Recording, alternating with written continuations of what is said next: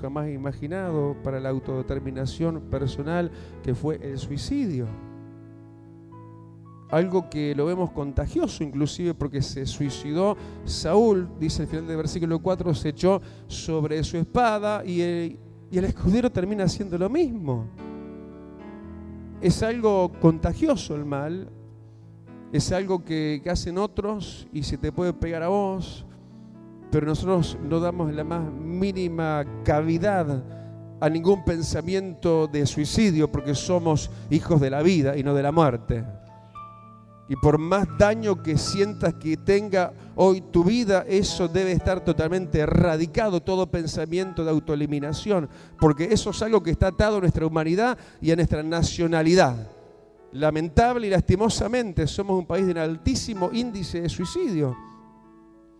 Y se mató uno y se mató otro, y así va en cadena. Dice que esto es tan contagioso que está prohibido que los medios de comunicación anuncien los suicidios, porque eso de alguna forma afecta mentalmente a los demás y puede llevar a otros a hacer el mismo mecanismo.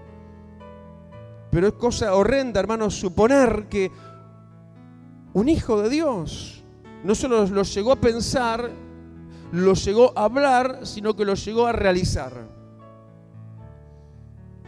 Y esto capaz que te parece algo totalmente fuera de realidad. Sin embargo, yo lamentablemente no tengo que llamarme testigo. Hace muchos años, me acuerdo, allá en la iglesia de Buceo estábamos en época de reforma.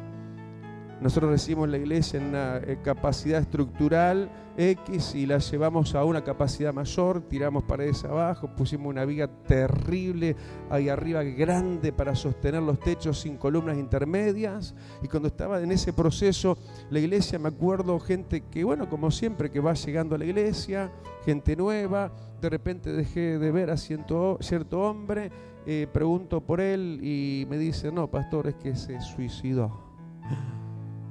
Y yo dije, oh, cosa horrenda es esta. Tras haber estado en las cosas de Dios. Qué cosa tremenda, hermano. Y si vamos a uno al peor de los casos, en Rivera una vuelta me enteré de un siervo de Dios que también se suicidó. Y uno dice, pero ¿cómo? ¿Cómo eso puede llegar a suceder? Y uno no sabe la audiencia que uno tiene, ¿no? Uno suelta lo que tiene para soltar, habla lo que tiene para hablar, y cada uno ve cómo recibe y acomoda en su corazón. No sea que el lazo del enemigo un día te enríe de los pies. Porque a veces se agrava acá abajo la problemática. Y a veces es por el caso Saúl, por la situación de Saúl, porque termina resumiendo, ¿no?, el versículo 13 de este capítulo 10, porque así murió Saúl. Pero no porque Dios falle, no porque Dios sea malo, no porque el diablo sea más fuerte, no, sino porque Saúl fue lamentablemente el Saúl que todos sabemos que fue un hombre rebelde. Decirle al que tenés arriba sobre el trono de los cielos, decirle, Señor, jamás permitas en mí un corazón rebelde, jamás.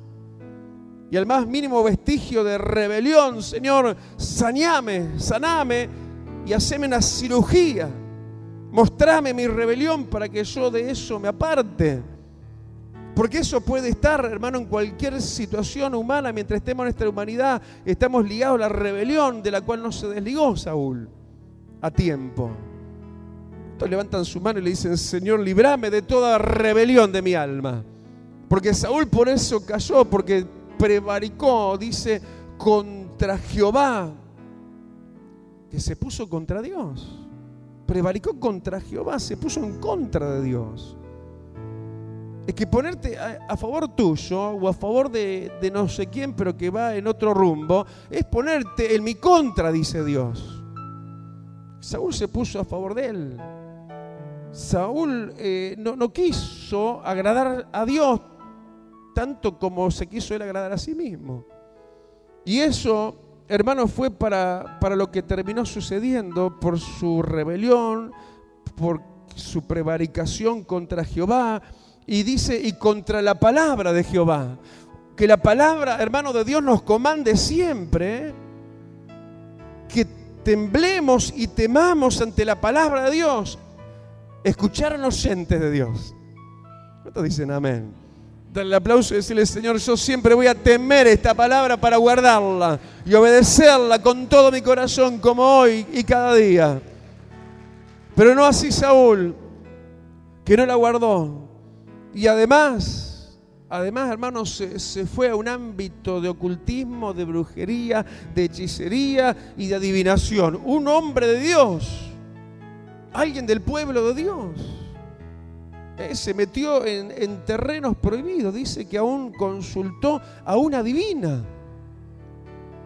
Y eso habla de todo lo que se viene hablando de antes, ¿no? Un hombre con poco temor de Dios, una persona con poco conocimiento de Dios, poca reverencia ante Dios y ante su palabra, que le dio como que lo mismo ir hacia una adivina o estar en ese entorno del ocultismo, la hechicería, la brujería.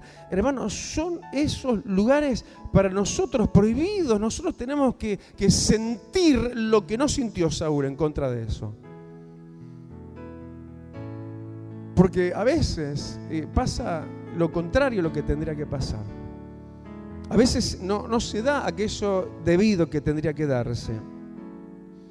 Y eso es lo que de repente sucedió con la vida de Saúl. Saúl, el rey, el escogido, el pueblo que estaba con él en definitiva, porque no es solamente tildar a Saúl de todo esto, porque era todo Israel, o entonces por lo menos un buen número de todos esos, que los llevó a estar en esa calamidad, en ese estado, en esa situación derribada, para mal propio y mal de lo que estaba a su alrededor. Tenés que cuidarte entonces por vos mismo y por lo tuyo y por los tuyos. Sos responsable de tu vida, sos responsable de lo que Dios ha puesto a tu cuidado. Pero así como otra cara de la moneda, de repente, si bien se ve toda esta horrenda habitación de gente viviendo en un manantial hirviente, que es lo que quiere decir Monte Gilboa, que fue donde todo esto sucedió, en contrapartida hubo otro lugar, habitación, de estar y de existir tan diferente a todo esto, lugar que nosotros más bien escogemos para nuestros pies, estar más que en el monte Gilboa por causa de desobediencia y rebeliones. Escogemos estar en el monte escogido de Dios, donde están las vertientes de Dios, los olivares de Dios, y estamos rodeados de la unción, de los viñedos de Dios, tipo de la casa de Dios. Dale el aplauso, ahí donde habita su pueblo de hoy. Aleluya. Todo Israel se juntó a David en Hebrón. Hermano, cada vez que venimos a esta tierra de Dios, nos juntamos al Rey. Nos juntamos más que a David, nos juntamos al Rey de Reyes y al Señor de Señores. Dale un aplauso grandote y decirle: por causa tuya estoy aquí hoy, Señor. Aleluya. Se juntaron al Rey. Y porque estaban ahí rodeando al Rey, que era de parte de Dios, David, que tenía un corazón conforme al corazón de Dios, David. Y por eso ahí estaban. Qué lindo que nosotros nos podamos identificar, ¿no?, con ese pueblo de Israel, entonces ya desalojado del todo y para siempre del monte Gilboa, de tierra de manantial hirviente, de problemas, para cambiar a un lugar predilecto. Un lugar predilecto aún por los antiguos. Era el monte de Hebrón, donde aún Abraham, Isaac, Jacob y otros muchos habían escogido ese lugar, aún donde fuesen llevadas sus cenizas. Hay gente que en estos días me ha dicho: yo quisiera, pastor, poder venir a quedar acá y traer mi cama. Y yo le decía: y yo también. Y cuando nos toque morir, me encantaría que fuera acá. Porque es la tierra de Dios. Es el monte de Hebrón. Es el lugar predilecto, y todo Israel, en contraposición a toda la horrenda y oscura historia anterior de Saúl, pero inmediata a esta, ¿no?, cercana una de la otra, realidades casi contemporáneas. Sí, pero ahora todo Israel sí cambiaba de dirección, cambiaba de rumbo, porque cambiaban de corazón, porque escogían rodear al Rey verdadero de parte de Dios, y el Rey de parte de Dios tiene nombre sobre todo nombre, y es Jesucristo de Nazaret, a quien venimos a buscar cada día que venimos. Aleluya. Por causa de David estaban en Hebrón, por causa de Cristo venimos a la iglesia. Aleluya.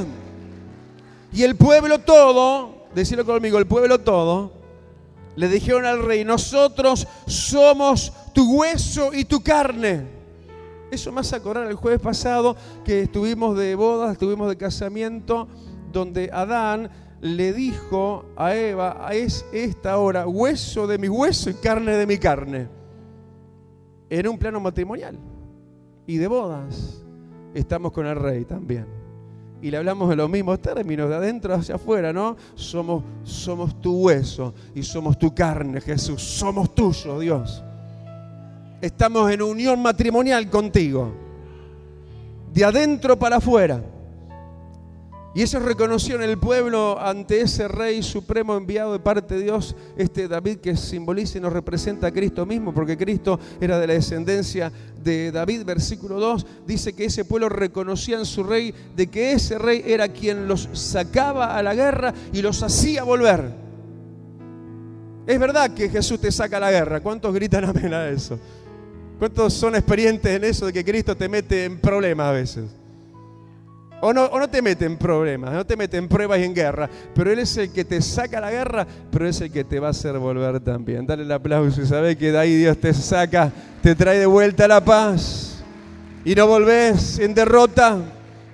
Como cuando el pueblo salía con David, salía a la victoria y volvían con bagaje, venían con rédito, venían con premio de la batalla.